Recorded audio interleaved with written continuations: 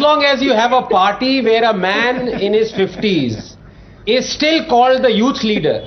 where he can preside over one electoral defeat after another but is still evolving, where he can lie on an industrial scale and even apologize to the Supreme Court but remains the beacon of truth,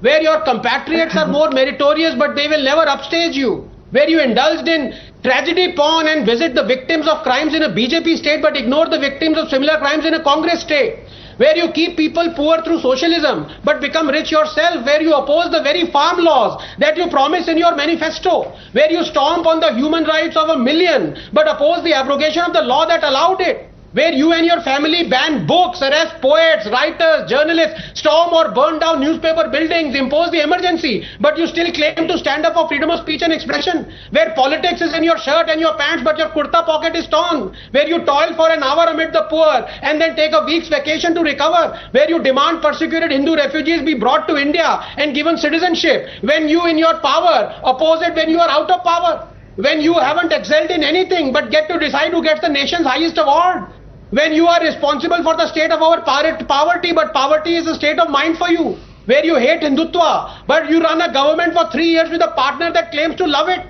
where you wear a Janehu over your coat and do a temple run before each election, where you propose the bullet train when in power but oppose it when out of power, where you propose a new parliament building when in power but oppose it when out of power, where your party in the night in the wake of a terror attack but think fictitious saffron terror is the bigger challenge, where entitlement has changed your mind so completely that nothing grows on it, where your founding party has split more than uranium but you still insist it is the party of the freedom struggle, where every morning you wake up at night. So Swati, as long as you have a party led by someone with the aforementioned qualities, you will always unite India against the Congress. You'll have to give us a moment, Dr. Ranganathan, to gather ourselves, because that was a long list of reasons why you feel that this yatra is going to go against the Congress party.